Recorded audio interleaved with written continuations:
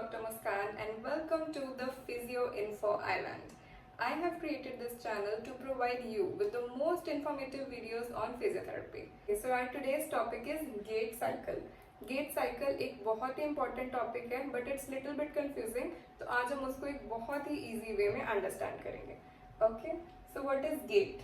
It is described as translatory progression of a body as a whole produced by coordinated rotatory movements of the body segments. अब इसका meaning क्या है कि जब भी gate pattern होता है तब उसमें इंडिविजुअल मसल्स एंड जॉइंट्स एक साथ एक कोऑर्डिनेटेड वे में वर्क करते हैं सो दैट वो बॉडी का एक अपराइट पॉस्चर भी मेंटेन रख सके एंड ऑल ओवर बॉडी को फर्दर ऑन मूव भी करवा सके. अब गेट पैटर्न के अंदर दो फेजेस आते हैं. एक पर्टिकुलर लिम्ब दो फेजेस को अंडरगो करता है, that is stance phase and the swing phase. अब स्टांस फेज में क्या होता है, या तो कंप्लीट फुट या फिर उसका थोड़ा सा पोर्शन ग्राउंड के साथ कांटेक्ट में रहता है, बट स्विंग फेज में कंप्लीटली फुट जो है वो ग्राउंड से दूर रहता है, दैट इज एयर में रहता है. जो स्टांस फेज है इसे हम वेट बियरिंग फेज भी बोलते हैं और ये 60% of the gait cycle comprise करता है. वेराज जो स्विंग फेज है वो 40% ऑफ द गेट साइकिल को बनाता है. अब स्टांस फेज के अंदर भी फर्दर ऑन इवेंट्स होते हैं. सो जो उसका फर्स्ट इवेंट है that is the initial contact. Initial contact मतलब पहला इवेंट जिसमें जो फीट है वो ग्राउंड के साथ कॉन्टैक्ट में आते हैं और ये 0%. हम इसको कहते हैं कि अभी बिगिन हुआ है गेट साइकिल तो that is at 0%. For example ये फीट है, this is the heel and this are the toes. Okay, सबसे पहले जब हील स्ट्राइक हुई, हील प्लेस हुई ग्राउंड के ऊपर, इसे हम बोलेंगे हील स्ट्राइक. ओके, तो इसमें क्या है, सबसे पहले वेट एक्सेप्टेंस स्टार्ट हो जाती है एंड जो वेट है सबसे पहले कैल्केनियस के ऊपर ही आता है. ओके, एंड जैसे ही फीट टच करता है ग्राउंड में एक और period that is the double support period वो भी स्टार्ट हो जाता है. डबल सपोर्ट पीरियड को हम वीडियो के एंड में डिस्कस करेंगे. Okay, so along with the introduction of these events I will be explaining you the joint range of motion which are happening in this. Okay, so in heel strike this is heel and heel place हो गई ground पे. Okay, तो hip में क्या हुआ, hip 20 to 40 degree flexion में चला जाता है. along with that knees में 0 डिग्री एक्सटेंशन रहेगी या फिर 5 डिग्री स्लाइटली फ्लेक्स पोजीशन में रहेंगे knees. Ankle remains in the neutral position, ना ही वो डॉर्सीफ्लेक्स्ड होगा ना ही प्लांटर फ्लेक्स्ड होगा, वो एक न्यूट्रल पोजीशन में ही रहेगा. ओके, अब हील स्ट्राइक किन किन केसेस में डिस्टर्ब हो सकती है. फॉर एग्जाम्पल किसी पेशेंट को प्लांटर फेशियाइटिस है या फिर उनको कैल्केनियल स्पर है. ओके, तो जब भी वो हील प्लेस करेंगे तो उनको बहुत पेनफुल वो इवेंट रहेगा उनके लिए, जिसकी वजह से उनका जो गेट पैटर्न है वो भी डिस्टर्ब हो सकता है. Second case is in the case of foot drop. Foot drop के केस में एंकल जो है वो न्यूट्रल पोजीशन में मेंटेन नहीं रह पाएगा बिकॉज जो प्लांटर फ्लेक्सर्स हैं वो ही वर्क करेंगे, डॉर्सी फ्लेक्सर्स वीक हैं, तो वो हील को जो हमारे एंकल है उसको एक न्यूट्रल पोजीशन के अंदर नहीं लेके आ पाएंगे. So it will be in the downward position और heel strike possible ही नहीं हो पाएगी. तो continuous slapping movement of the feet he experience करेगा वो patient. And the third thing is in the knees. The knees have to be extended. तो जिन patients में quadricep muscle की weakness है उनके knees proper extension में नहीं आ पाएंगे, जिसकी वजह से भी ये gait pattern जो है वो disturb हो सकता है. Second event is foot flat. अब foot flat में क्या हुआ, first was heel strike, after that there is foot flat. Foot flat में more weight will be distributed on the feet.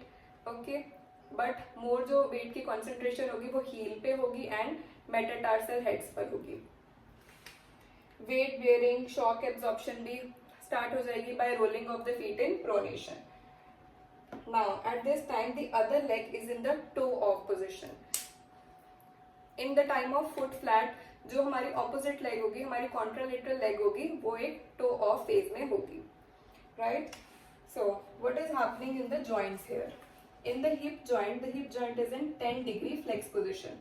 Knee joint is in 15 degree flex position and the ankle joint is in 10 degrees plantar flexed position.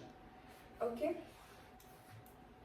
After foot flat comes the mid stance phase. Mid stance phase is very important phase. इस phase में जो leg है वो completely पूरी body का wait है वो beer करेगी. Okay. heel strike, foot flat, now comes mid stance. This is the leg, lower leg, and it is coming perpendicularly completely on the feet. Okay. Mid stance name से ही हम इसको identify कर सकते हैं कि मिडल पोजीशन में आ गई leg. जो टिबिया है वो डायरेक्टली परपेंडिकुलर हो गई बॉडी के, जिसकी वजह से जो पूरा बॉडी का वेट है वो कंप्लीटली उस फीट के ऊपर आ जाएगा. बिकॉज मिड स्टांस वाले फेज में क्या होगा, this is the mid stance phase. इसकी जो ऑपोजिट लेग है वो ग्राउंड के साथ कांटेक्ट में नहीं होगी. मिड स्टांस के फेज में ऑपोजिट लेग स्विंग फेज में चली जाती है.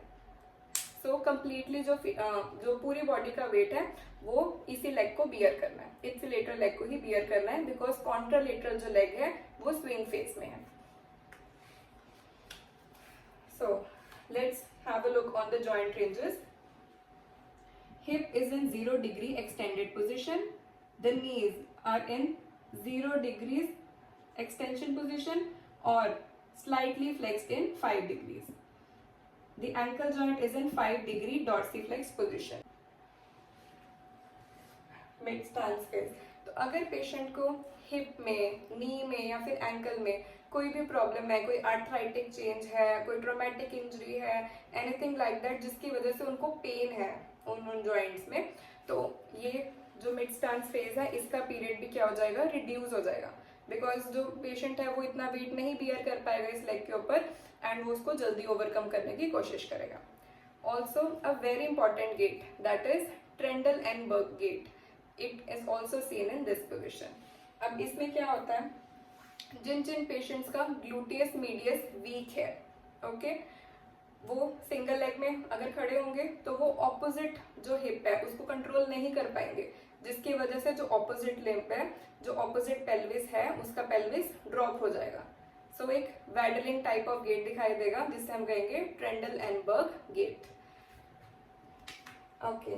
After mid stance phase there comes heel off. This is also known as terminal stance और ये 40% ऑफ द गेट साइकिल बना देगा. Okay. What happens in the heel off, hip goes into extension and the body weight comes over the metatarsal heads. Okay. After the mid stance phase there happens heel off. This is the heel, heel goes off. Means जो heel है वो ground से lift हो जाएगी और जो सारा wait है वो आगे वाले मेटाटार्सल हेड्स एंड फेलेंजेस के ऊपर ही आ जाएगा. ठीक है. तो इसकी जॉइंट रेंज ऑफ मोशन क्या रहेगी, the hip will be in 10 to 20 degrees hyper extended position. The knee is 0 degree extended. Okay. The ankle is also 0 degrees. Ankle 0 degree means the ankle is in neutral position. Ankle ना ही plantar flexed है ना ही dorsiflexed है, वो एक neutral position में है. Okay. But the weight is on the metatarsals, so metatarsals are extended. After heel off comes toe off. It is the pre-swing phase because pre-swing means इसके बाद swing phase start हो जाएगा. Okay. This was heel strike, foot flat, mid stance, heel off and then toe off. Okay. So what happens in toe off is hip is in 10 to 20 degrees hyperextension. The knee is 30 degree flexed and the ankle is 20 degrees plantar flexed and the metatarsal phalangeal joint is 60 degrees extended. So this happens in the toe off. After toe off comes the swing phase, which we will be discussing into the next video. I hope you found this video informative and stay tuned for more such videos because I will be bringing up swing phase, abnormal gait pattern and their corrective exercises, also the musculature which is involved in all these phases. There's a lot more which needs to be covered. So stay tuned for more videos.